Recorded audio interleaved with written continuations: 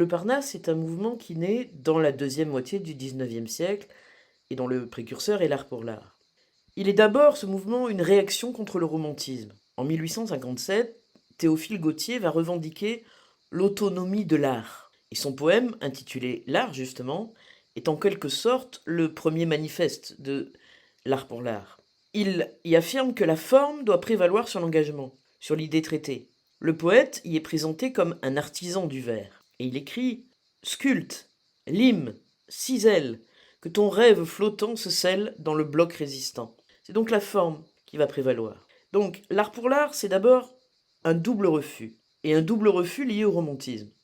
D'abord, refus de l'idée que le poète ait un rôle à jouer dans le progrès social. Contrairement aux romantiques qui étaient très engagés dans la politique et la société de leur temps, il ne suffit que de penser à Hugo ou même à Lamartine. Donc les Parnassiens, eux, refusent cet engagement social et politique, et ce sera aussi le cas des symbolistes. L'œuvre, pour les Parnassiens, doit être indifférente à l'idée de progrès social. Le poète, pour eux, est destiné à s'isoler d'heure en heure du monde de l'action, à se réfugier dans la recherche intellectuelle afin de toucher un public cultivé, seul capable de le comprendre. Il y a donc un fort élitisme dans cette poésie parnassienne. Le comte de Lille écrit par exemple « L'art, dont la poésie est l'expression éclatante, intense et complète, est un luxe intellectuel accessible à de très rares esprits. » On retrouvera cette idée chez Mallarmé et les symbolistes. C'est aussi le refus de l'expression des émotions intimes du poète, c'est-à-dire l'expression lyrique du moi, chère aux romantiques. Elle va disparaître ici, au profit d'une poésie impersonnelle, d'où le jeu romantique disparaît. Le comte de Lille parlera par exemple des maîtres romantiques fatigués d'eux-mêmes. Il écrira aussi un poème intitulé Les Montreurs, dans lequel il va défendre cette idée. Dans mon orgueil muet, dans ma tombe sans gloire, dussé-je m'engloutir pour l'éternité noire, je ne te vendrai pas mon ivresse ou mon mal, je ne livrerai pas ma vie à tes huées, etc.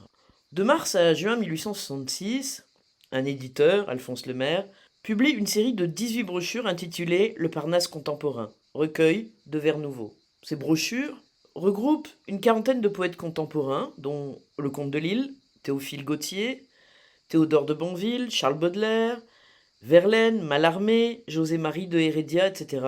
Ils y sont publiés et ils revendiquent dans leurs œuvres la recherche esthétique, l'importance de la forme sur le fond, la recherche de la beauté formelle, parce que, dit Théophile Gautier, tout ce qui est utile est laid, car c'est l'expression de quelques besoins. Cette beauté parnassienne est donc totalement opposée à l'idée d'utilité. Mais elle a, pour les Parnassiens, malgré tout, une vertu civilisatrice et morale, parce que pour eux, la beauté élève l'âme de celui qui la contemple.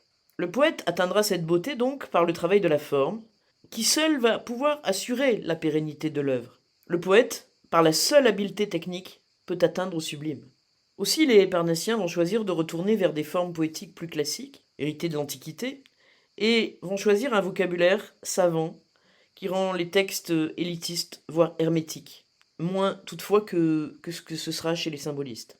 En fait, le poète devient sculpteur de mots, de phrases, il devient un orfèvre de la langue. Quant au sujet des poèmes parnassiens, eh bien, puisqu'ils rejettent le combat social, l'expression du moi qu'on avait chez les romantiques, où trouver leur sujet? Eh bien, la poésie se fait descriptive et va chercher un certain pittoresque. Elle trouve aussi ses sources dans la Grèce antique. Par exemple, le comte de Lille, dans ses poèmes barbares, 1862, fait revivre des civilisations étrangères au monde gréco-romain, celles précisément que les Grecs appelaient barbares. On a, par exemple, la vigne de Naboth, au fond de sa demeure, Achab, l'œil sombre et dur, sur sa couche d'ivoire et de bois de Syrie, gît, muet, et le front tourné contre le mur. Le jeune Arthur Rimbaud verra, dans un premier temps, le comte de Lille comme un poète très voyant. Et il cherchera à se rapprocher des Parnassiens. Il écrira à 2 reprises à Théodore de Banville dans l'espoir d'être publié, mais ça ne marchera pas. Et c'est avec la publication du recueil intitulé Les Trophées de José-Marie de Heredia que le Parnasse arrive à sa perfection formelle. Mais ça n'empêche pas que très tôt le Parnasse est critiqué pour son respect absolu de la forme. Barbé d'Aurevilly, un écrivain journaliste du 19e, écrit dans une revue intitulée Le Nain jaune La poésie parnassienne ne pense ni ne sent. Elle n'est qu'un vil exercice à rime, à coupe de vers, à enjambement. Rimbaud, lui, avait un temps admiré les Parnassiens. Mais fin 1871, lorsqu'il est à Paris avec Verlaine, qu'il introduit dans le Club Zutique et dans celui des Vilains Bonhommes, il parodie les romantiques et les Parnassiens, notamment dans le sonnet du Trou du cul, qui pastiche le style du poète parnassien Albert Merat, et qu'il écrit à quatre mains avec Verlaine, puisque Verlaine écrit les quatrains et Rimbaud les tercets. C'est un texte ingénieux, complexe. Donc, l'essentiel sur le Parnasse, mouvement de la deuxième moitié du XIXe siècle, qui se dresse contre le romantisme, qui réclame l'autonomie de l'art, d'où l'art pour l'art, la prévalence de la forme, d'où naîtra la beauté, le refus d'un engagement social ou d'une utilité de la poésie, le refus du lyrisme romantique, une écriture impersonnelle, une poésie descriptive, la Grèce antique souvent comme modèle et des sujets historiques, mythologiques, exotiques, un vocabulaire recherché, érudit, donc une forme d'élitisme, et forcément toujours le culte du beau. Et parmi les principaux représentants, Théophile Gautier, Théodore de Banville, le comte de Lille ou José Maria de Heredia.